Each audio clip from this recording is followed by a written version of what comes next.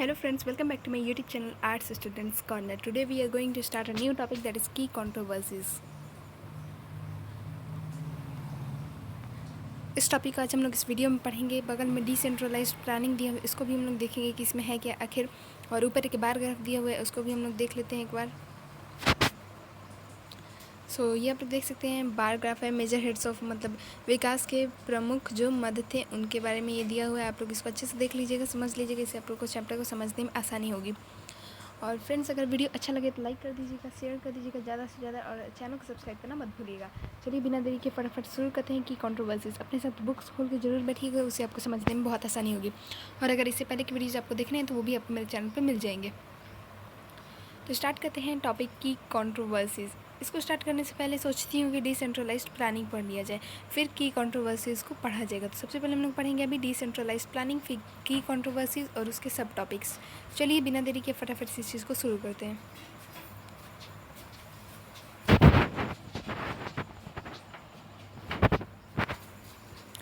तो ये है डिसेंट्रलाइज्ड प्लानिंग, यानी कि विकेंद्रित नियोजन।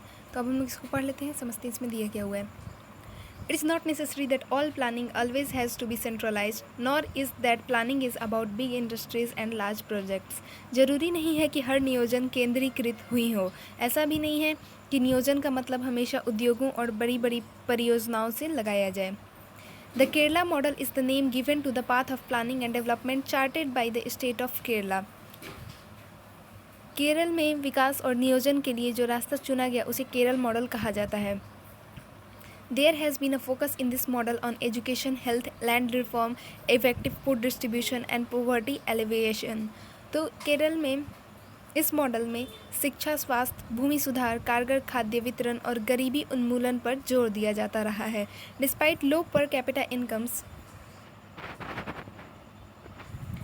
and a relatively weak industrial base, Kerala achieved nearly total literacy, long life expectancy, low infant and female mortality, low birth rates and high access to medical care. Kerala में प्रति व्यक्ति आय अपेक्षाकृत कम है और यहाँ औद्योगिक आधार भी तुलनात्मक रूप से कमज़ोर रहा है। इसके बावजूद केरल में साक्षरता 100% है। तो ये क्वेश्चंस आ सकता है एग्जाम में कि टोटल लिटरेसी कौन से स्टेट में है, तो उसका आंसर होगा केरल। आयु प्रत्याशा बढ़ी है और वहाँ शिशु मृत्यु दर, मातृ मृत्यु दर और जन्म दर भी कम है। Between 1987 and 1991, the government launched the new democratic initiative, which involves campaign for development, including total literacy, especially in science and environment, designed to involve people directly in development activities through voluntary citizens organization. तो केरल में लोगों की कहीं ज़्यादा चिकित्सा सुविधा मुहैया है। 1987 से 1991 के बीच सरकार ने 9 लोकतांत्रिक पहल नाम से अभियान चलाया। इसके अंतर्गत विकास के अभियान चले, जिसमें विज्ञान और पर्यावरण के मामले में 100% साक्षरता का अभियान शामिल है।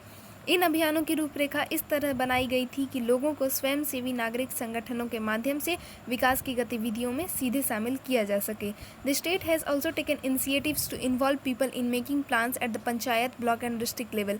केरल में इस बात के भी प्रयास किए गए कि लोग पंचायत, प्रखंड और जिला स्तर की योजनाओं को तैयार करने में शामिल हों। अब पढ़ लेते हैं की कंट्रोवर्सीज, यानी कि जो मुख्य विवाद था। The strategy of development followed in the early years raised several important question. शुरुआती दौर में विकास की जो रणनीतियाँ अपनाई गईं उन पर बड़े सवाल उठे। Let us examine 2 of this disputes that continue to be relevant. तो यहाँ हम ऐसे 2 सवालों की चर्चा करेंगे जो आज भी प्रासंगिक हैं। सबसे पहले हम लोग पढ़ेंगे एग्रीकल्चर वर्सेस इंडस्ट्री, तो कृषि बनाम उद्योग।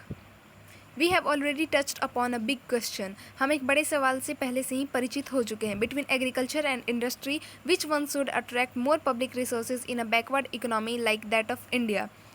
तो यह सवाल है कि भारत जैसी पिछड़ी अर्थव्यवस्था में कृषि और उद्योग के बीच में किसमें ज़्यादा संसाधन लगाने चाहिए। Many thought that the second plan lacked an agrarian strategy for development, and the emphasis on industry caused agriculture and rural India to suffer. मानना था कि दूसरी पंचवर्षीय योजना में कृषि के विकास की रणनीति का अभाव था और इस योजना के दौरान उद्योगों पर जोर देने के कारण खेती और ग्रामीण इलाकों को चोट पहुंची। Gandhian economists like J.C. Kumarappa proposed an alternative blueprint that put greater emphasis on rural industrialization. J.C. Kumarappa जैसे गांधीवादी अर्थशास्त्रियों ने एक वैकल्पिक योजना का खाका प्रस्तुत किया जिसमें ग्रामीण औद्योगिकरण पर ज़्यादा जोर था। चौधरी चरण Singh, a Congress leader who later broke from the party to form भारतीय लोकदल,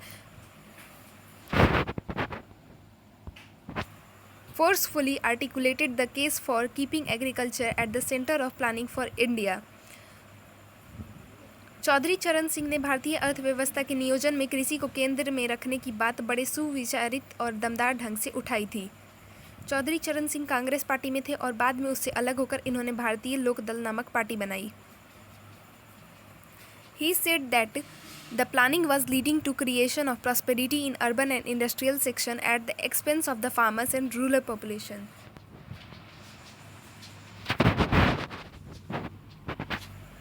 उन्होंने कहा कि नियोजन से शहरी और औद्योगिक तबके समृद्ध हो रहे हैं और इसकी कीमत किसानों और ग्रामीण जनता को चुकानी पड़ रही है।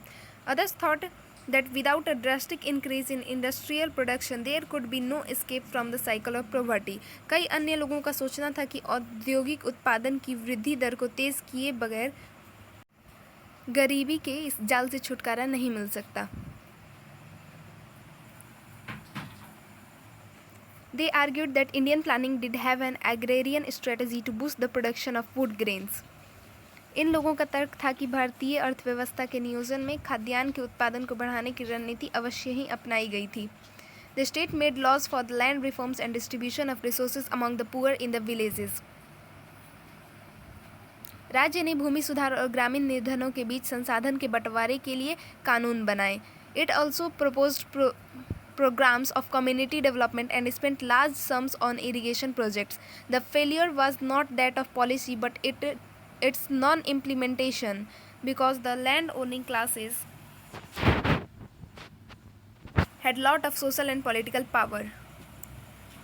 तो नियोजन में सामुदायिक विकास के कार्यक्रम तथा सिंचाई परियोजनाओं पर बड़ी रकम खर्च करने की बात मानी गई थी। नियोजन की नीतियां असफल नहीं हुई। दरअसल इनका कार्यान्वयन ठीक से नहीं हुआ क्योंकि भूमि संपन्न तबके के पास सामाजिक और राजनीतिक ताकत ज़्यादा थी।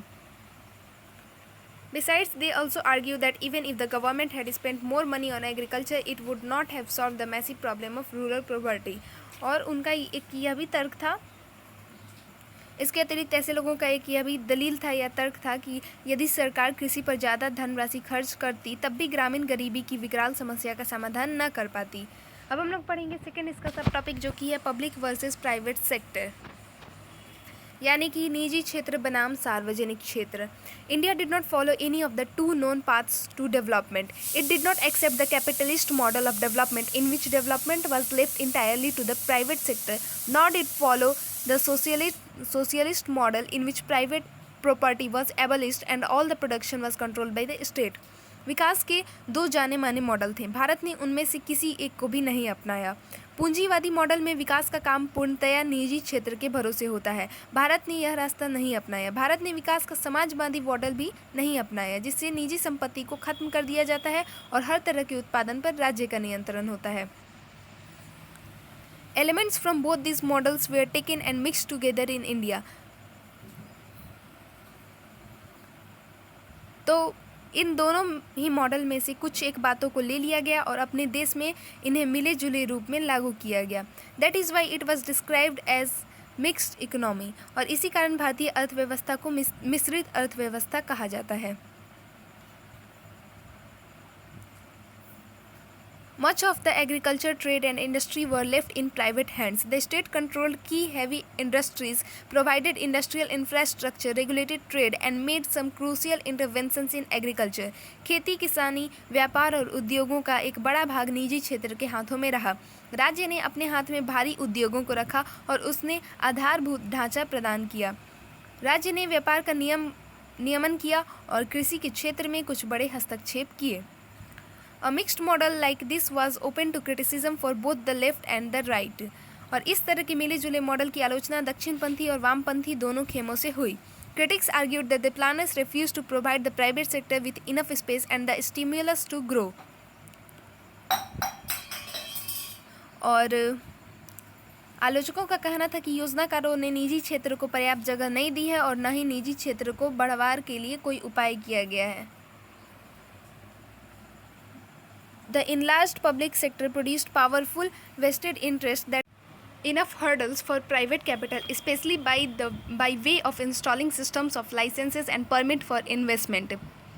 विशाल सार्वजनिक क्षेत्र ने ताकतवर निहित स्वार्थों को खड़ा किया है और इन न्यस्त हितों के निवेश के लिए लाइसेंस तथा परमिट की प्रणाली खड़ी करके निजी पूंजी की राह में रोड़े अटकाए हैं। Moreover, the state's policy to restrict import of goods that could be produced in the domestic market with little or no competition left the market sector with no incentive to improve their products and make them cheaper.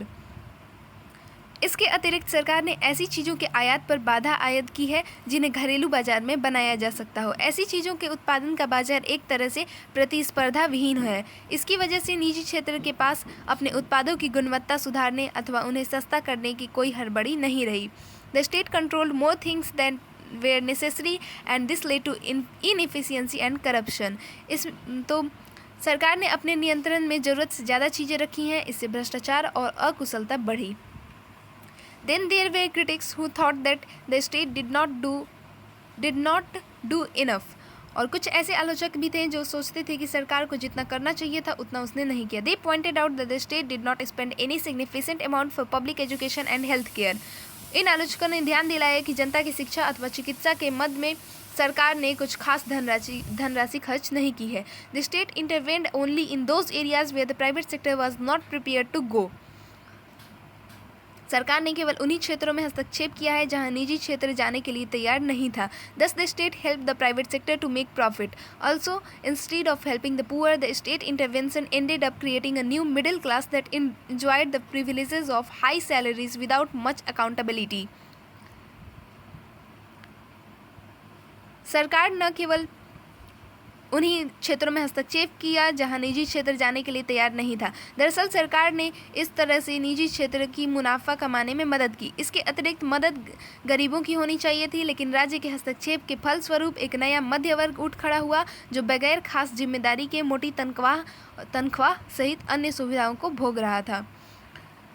Poverty did not decline substantially during this period, even when the proportion of the poor reduced, their numbers kept going on. इस अवधि में गरीबी में ज़्यादा कमी नहीं आई। गरीबों का प्रतिशत कुल जनसंख्या में भले कम हुआ हो, लेकिन उनकी संख्या में बढ़ोतरी हुई है।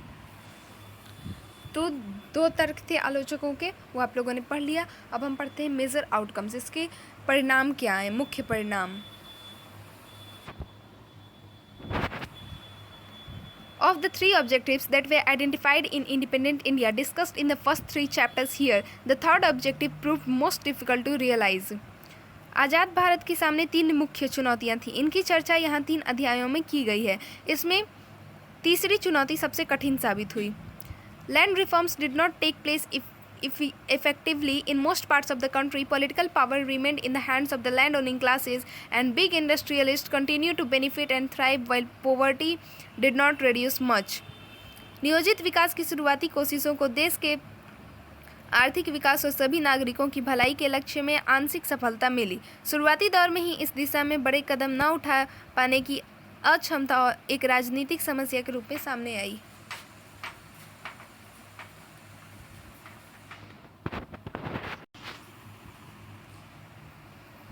Those who benefited from unequal development soon became politically powerful and made it even more difficult to move in the desired direction. असमान विकास से जिनको फ़ायदा पहुंचा था वे जल्दी ही राजनीतिक रूप से ताकतवर हो उठे और इनके कारण सबके भलाई को ध्यान में रखकर विकास की दिशा में कदम उठाना और मुश्किल हो गया। अब पढ़ लेते हैं इसका सब topic foundations. An assessment of the outcomes of this early phase of planned development must begin by acknowledging the fact that in this period the foundations of India's future economic growth were laid. Foundations मतलब बुनियाद। नियोजित विकास के शुरुआती दौर का मूल्यांकन करते समय हमें इस बात को ध्यान में रखना होगा कि इस दौर में भारत के आगामी आर्थिक विकास की बुनियाद पड़ी। Some of the largest developmental projects in India's history were undertaken during this period. Bharat के इतिहास की कुछ सबसे बड़ी विकास परियोजनाएं इस अवधि में शुरू हुई. These included mega dams like Bhakra Nangal Dam and Hirakud for irrigation and for power generation. इसमें सिंचाई और बिजली उत्पादन के लिए शुरू की गई भाखड़ा नांगल और हीराकुड जैसे विशाल बांध परियोजनाएं शामिल हैं. Some of the heavy industries in the public sector, steel plants, oil refineries, manufacturing units, defense production, etc. were started during this period.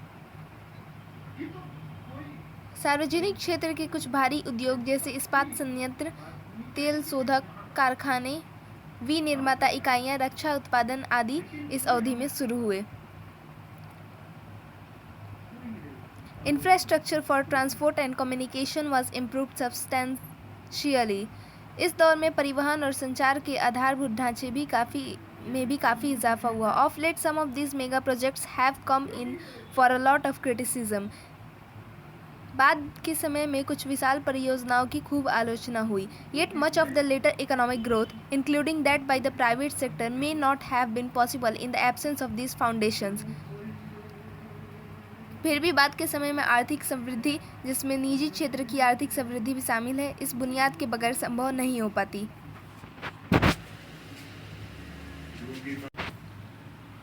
अब पढ़ लेते हैं लैंड रिफॉर्म्स यानी कि भूमि सुधार.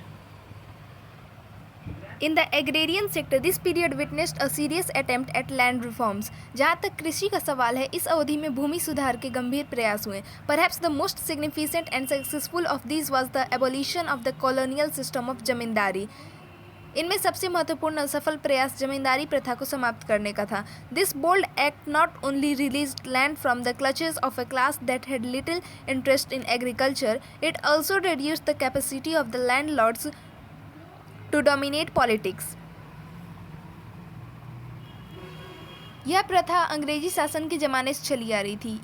इस साहसिक कदम को उठाने से ज़मीन उस वर्ग के हाथ से मुक्त हुई जिसे कृषि में कोई दिलचस्पी नहीं थी. इससे राजनीति पर दबदबा कायम रखने की जमींदारियों की क्षमता भी घटी. Attempts at consolidation of land, bringing small pieces of land together in one place so that the farm size could become viable for agriculture, were also fairly successful. जमीन के छोटे छोटे टुकड़ों को एक साथ करने के प्रयास किए गए ताकि खेती का काम सुविधाजनक हो सके. यह प्रयास सफल भी रहा. But the other two components of land reforms were much less successful. Though the laws were made to put an upper limit or ceiling to how much agricultural land one person could own, people with excess land managed to evade the law. भूमि सुधार की दो अन्य कोशिशें को थोड़ी कम सफलता मिली. हालांकि इस बात के लिए कानून बनाए गए कि कोई व्यक्ति अधिकतम कितनी भूमि अपने नाम रख सकता है, लेकिन जिनके पास ज़्यादा जमीन थी उन्होंने इस कानून का तोड़ खोज लिया. Similarly, the tenants who worked on someone else's land were given greater legal security against eviction, but this provision was rarely implemented. ठीक इसी तरह जो काश्तकार किसी और की ज़मीन बटाई पर जोत बो रहे थे, उन्हें भी ज़्यादा कानूनी सुरक्षा प्रदान की गई, लेकिन इस कानून पर शायद ही कभी अमल हुआ.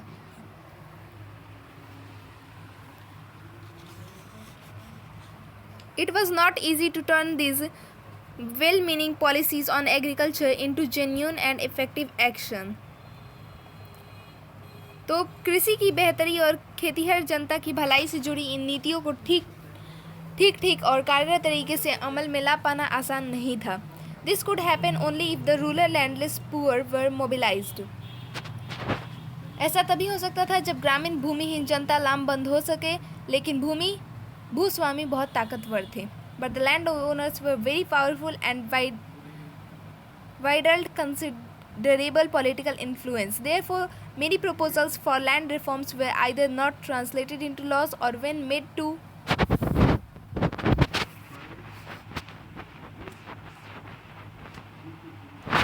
laws, they remained only on paper.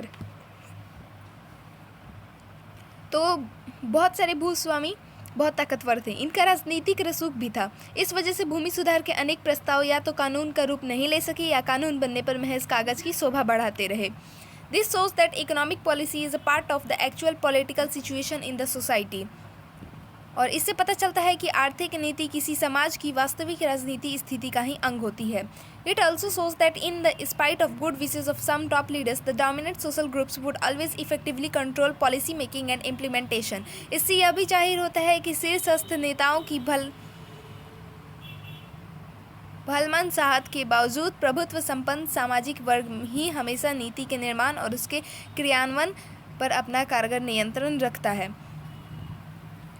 So friends, उम्मीद है आप लोग को समझ आया होगा. मिलते हैं अब नेक्स्ट वीडियो में. उसमें हम लोग पढ़ेंगे फूड क्राइसिस और ये नेक्स्ट टॉपिक जो ग्रीन रिवोल्यूशन दिया हुआ है उसको हम लोग नेक्स्ट वीडियो में पढ़ेंगे, वरना ये वीडियो बहुत लंबा हो जाएगा. तो उम्मीद है आप लोग को समझ आया होगा. लाइक कर दीजिएगा, शेयर कर दीजिएगा ज़्यादा से ज़्यादा, और चैनल को सब्सक्राइब करना मत भूलिएगा. और अगर कोई भी डाउट होगा तो कमेंट सेक्शन में आप मुझसे पूछ सकते हैं, आपको आंसर्स जरूर मिलेंगे. Thank you for watching the video.